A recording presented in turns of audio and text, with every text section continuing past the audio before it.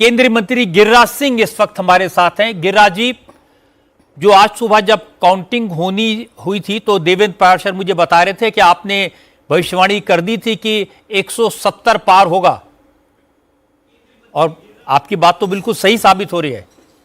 बिल्कुल सही रजत जी, मैं 2010 की तरह लैंडस्लाइड विक्ट्री देख रहा था, क्योंकि मैं अपने जिले में बेगूसराय में जमीनी हकीकत के साथ था। 2-4 जिले ही मैं गया था और मैं कार्यकर्ता हूं, नेता कभी बन नहीं पाया, और इसी कारण से मेरे सामने वो आंकड़े हैं जो मैं देवेंद्र जी को भी दिया था। और आखिर वोट क्यों नहीं पड़ता? 2010 की तरह माहौल देख रहा था। 2010 में जिस तरह से हमें 206 सीट मिला था, उसी तरह से देखिए, दो तरह का नेतृत्व था। एक तरफ लालू यादव जी थे, राहुल गांधी थे, तेजस्वी यादव थे, जो जेल और बेल इनकी खासियत थी, और ये जंगल राज के प्रतीक थे, अराजकता के प्रतीक थे, झूठ के प्रतीक थे, नौकरी के बदले जमीन लेने के प्रतीक थे। इन्होंने वादे तो बहुत बढ़ चढ़ के किया, लेकिन जनता ने भरोसा नहीं किया, और बिहार की जनता अमन, चैन, शांति, न्याय के साथ विकास चाहती थी। भले युवा नहीं थे उस समय, उन्होंने नहीं देखा, नहीं याद होगा, लेकिन घर के बुजुर्गों को तो याद था। तो इसीलिए मेरा भरोसा था। इधर नेतृत्व था नरेंद्र मोदी जी, नीतीश कुमार। एक दूसरा सवाल कहता हूं, लालू जी 15 साल रहे, अपने परिवार का सशक्तिकरण किए, महिलाओं में अपनी पत्नी का सशक्तिकरण किए। नीतीश कुमार ने गरीब महिलाओं का सशक्तिकरण किया। नरेंद्र मोदी जी ने गरीब महिलाओं का सशक्तिकरण किया, देश से नारा दिया लाखपति दीदी का। आप सारे मीडिया के लोग कह रहे थे ये 10,000 का खेल है। ये 10,000 आज विश्वसनीयता के साथ 10,000 था, महिला उद्यमी नाम था। आखिर एक आंकड़ा मैं देना चाहूंगा कि 2014 के पहले नीतीश कुमार जी ने जब यहाँ पर बिहार में आजीविका लाया, वर्ल्ड बैंक से पैसा लेकर के, और लाया तो केवल 147 करोड़ 2010 के पहले कांग्रेस की सरकार ने बैंकों से लिंकेज किया। लेकिन नरेंद्र मोदी जी आए, लाखपति दीदी का कॉन्सेप्ट दिए, और बिहार में 55,000 करोड़ का लिंकेज हुआ। ये महिलाओं के सशक्तिकरण की जीत है, युवाओं का और किसानों का जीत है, और नेतृत्व का जीत है, और जनता का भरोसा नीतीश कुमार, नरेंद्र मोदी पर हुआ। गिरिराज जी, आपकी जो ओवरऑल प्रेडिक्शन है वो सही आई है, लेकिन राघोपुर से तेजस्वी यादव इस समय 3,000 से ज्यादा वोटों से पीछे चल रहे हैं। ये आप कल्पना कर सकते थे? देखिए, जब 2010 की बात मैं कहता था, 2010 में वहां से हार चुकी है लालू फैमिली, और 2010 का ही माहौल था। यादव और मुसलमान छोड़ करके रेस्ट अगर एक साथ खड़ा हुआ तो तेजस्वी जी की कौन, उनका क्या विश्वसनीयता है? अगर वो लालू जी के बेटा नहीं होते तो मोहल्ला का आदमी नहीं जानता। राहुल गांधी अगर गांधी के परिवार में नहीं लेते, हमारे जैसे परिवार में होते, तो गांव का लोग नहीं पहचानता। तो तेजस्वी जी की कोई लेगेसी नहीं है अपनी, वो तो लालू यादव के लेगेसी पर थे। लोगों ने कहा फिर से जंगल राज नहीं, और राघोपुर ने भी जंगल राज को नकार दिया। लेकिन राहुल गांधी के साथ इतनी बुरी हालत क्यों हुई? कांग्रेस को सिर्फ 6 सीटों पर बढ़त मिली हुई है। उनका तो कोई जंगल राज का रिकॉर्ड नहीं है बिहार में। मैं पूछता हूं कि राहुल गांधी जब तक कांग्रेस ये गांधी फैमिली के साथ नेतृत्व रहेगा तब तक कांग्रेस की यही दुर्गति रहेगी। 35वां चुनाव है जो ये हारे हैं और कांग्रेस का बदकिस्मती है उसे नेहरू खानदान छोड़ करके कोई दिखता ही नहीं है। चाटुकारी करनी है। बेचारे खड़गे जी इतने बुजुर्ग हैं, जब मैं उनकी भाषा देखता हूं तो मुझे उन पर दया आता है कि खड़गे जी आप उम्र के पड़ाव पर है और ऐसी ऐसी बात बोलते हैं जो उनके मुंह से शोभा नहीं देता चाटुकारिता का, जबकि सीताराम केसरी का ये देख चुके हैं हासिल। तो ये राहुल गांधी और की विश्वसनीयता नहीं बची है। हमसे एक पत्रकार ने पूछा, दो युवाओं की जोड़ी फिर हार गया। हम के कौन युवा? राहुल गांधी तेजस्वी। हम के तेजस्वी को कह रहे हैं तो उम्र से युवा हैं, लेकिन राहुल गांधी 60 साल के हो गए। अब तो नीतीश कुमार का वृद्धा पेंशन भी उनको मिल सकता है। वो अब 60 साल के करीब पहुंच गए, वो भी युवा हैं। पैंट में हाथ देके ऐसे चलते हैं। मेरे बेगूसराय में अब देखिए नौटंकी, नाव पर से कूद जाते हैं पानी में, आधा भर जांग पानी में, और मछली पकड़ते हैं। इससे कोई गरीबी सीखता है?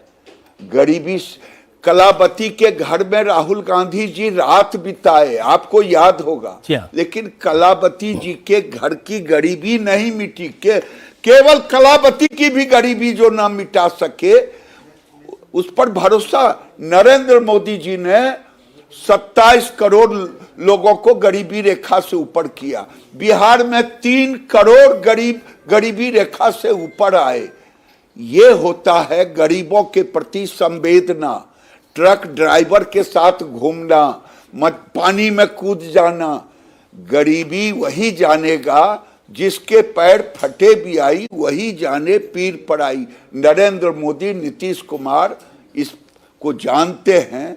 गरीबों के साथ जीना जाने, गरीबी की गरीबी जाने। ये सब तो मजाक उड़ाते हैं, कटे पर नमक छिड़कते हैं। ये आपकी बात मैंने दोनों समझ ली, क्यों कांग्रेस को वोट नहीं दिया, क्यों तेजस्वी को वोट नहीं दिया। लेकिन बीजेपी 82 सीटें पर बढ़त बनाए हुए है, सबसे बड़ी पार्टी बनकर उभर रही है। तो भारतीय जनता पार्टी को क्यों लोगों ने इतना वोट दिया?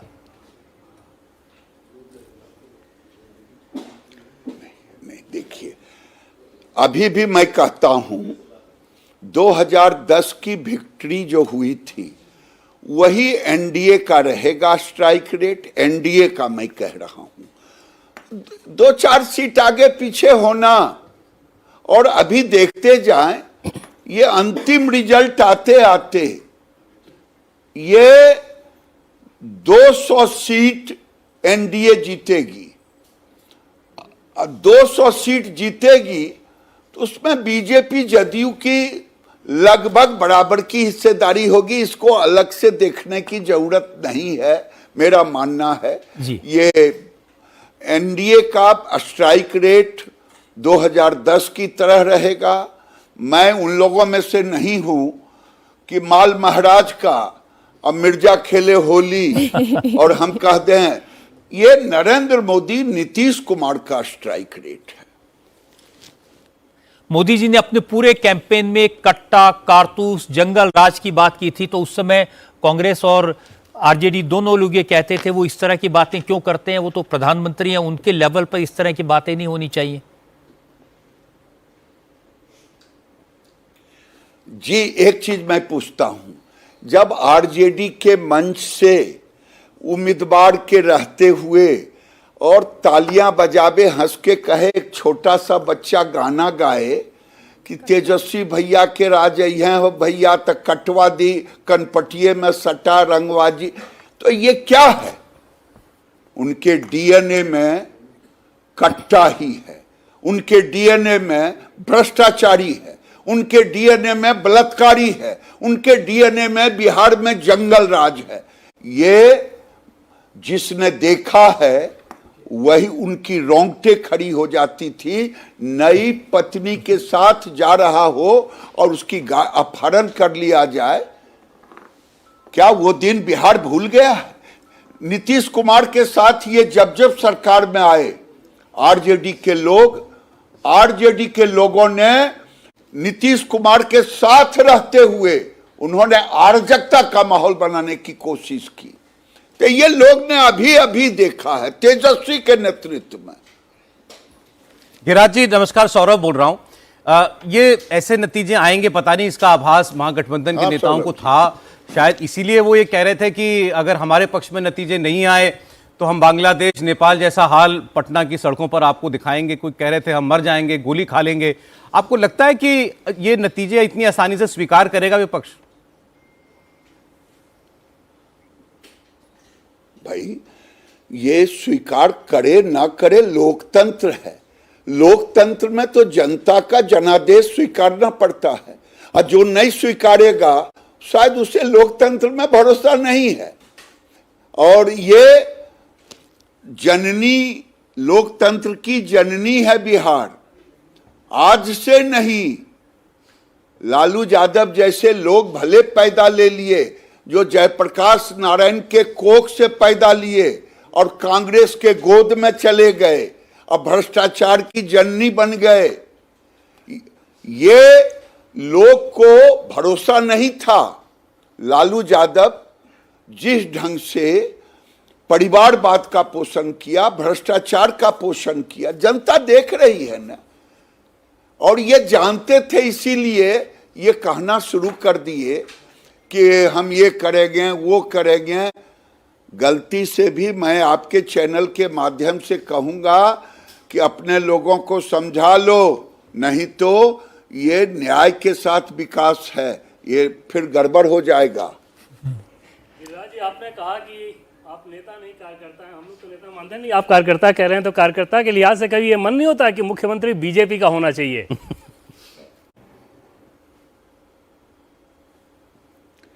देखिए, हम उस पार्टी के कार्यकर्ता हैं, जो कहते हैं वो करते हैं। ये एनडीए का है। हम चुनाव लड़े नीतीश कुमार के नेतृत्व में। ये मीडिया में ही क्यों ये प्रश्न उठता है, जबकि हमारे नेतृत्व ने पिछली बार क्या था, हम तो ज्यादा थे। नहीं, लेकिन अमित भाई ने कहा था ना कि आपकी मजबूरी थी, केंद्र में सरकार थी। अमित भाई ने कहा था कि विधायक दल की बैठक में तय होगा, तो उस लिहाज से पूछा जा रहा है कि अगर विधायकों ने चुन लिया कि बीजेपी का मुख्यमंत्री हो तो ठीक है ना आप लोगों के लिए? भाई एक चीज मैं कहता हूं कि विधायक दल में ही तो चुनाव होता है, और नरेंद्र मोदी जी का चुनाव संसदीय दल में ही हुआ ना। देवेंद्र जी, काहे को आप लोग बेचैन हैं? बेचैनी नहीं रखनी चाहिए। देवेंद्र जी की तो आदत है शरारत करने की, थोड़ी बहुत मांगा है और उन्हीं के ये शरारत करते रहते हैं। देवेंद्र जी को थोड़ा प्यार है बीजेपी और जदयू से, इसीलिए ज्यादा वो मजा लेते हैं। एनडीए की स्ट्राइक रेट है, एनडीए की जीत है, एनडीए की सरकार बनेगी। मैं इसे उसी रूप में देखता हूं। ये स्ट्राइक रेट, फिर मैं कह रहा हूं, नरेंद्र मोदी नीतीश कुमार का है। ये बिहार की जनता ने तो नीतीश कुमार का है। बिहार की जनता ने तो आपको भारी बहुमत से जिता दिया। अब जो नतीजे हैं ये चेंज होने वाले नहीं हैं। हाँ? ये लगभग तय है। अब जाहिर है काम भी करना होगा। तो कैसा बिहार आप देखते हैं आने वाले दिनों में, क्या बदलेंगे?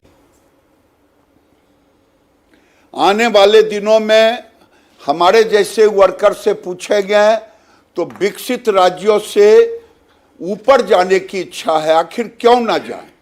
हम पूरे देश में जाकर के लोगों को मजबूत बनाया है। अब जिस सेक्टर में मैं काम कर रहा हूं, अभी टेक्सटाइल में, सारे लोग बिहार, उड़ीसा और बंगाल की बात करते हैं, झारखंड की, यूपी की बात करते हैं।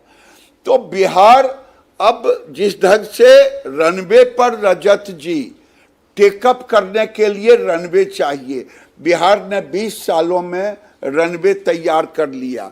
आज की सड़कें हमारी, मैं कहूं तो यूरोप से, अमेरिका से अच्छी सड़कें हो गई है। पावर हो गया है। जब इंफ्रास्ट्रक्चर होता है तभी विकास, airways, road beige, water beige, जहां इसका एक नेटवर्क बन जाए, तो आपको भरोसा दिलाता हूं कि नरेंद्र मोदी विकास को ही प्राथमिकता देते हैं और बिहार के बगैर, मोदी जी ने कहा है, देश का विकास संभव नहीं है। दो मूलभूत सवाल उठाए हैं। एक तो पलायन का, बिहार के लोगों को काम करने के लिए बाहर जाना पड़ता है, परिवार छोड़ के दूर जाना पड़ता है।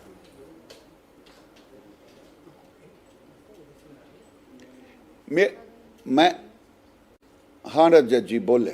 जी, यही मेरा सवाल है कि ये क्या ये बंद होगा, ये दूर होगा, ये परिस्थितियां बदलेंगी?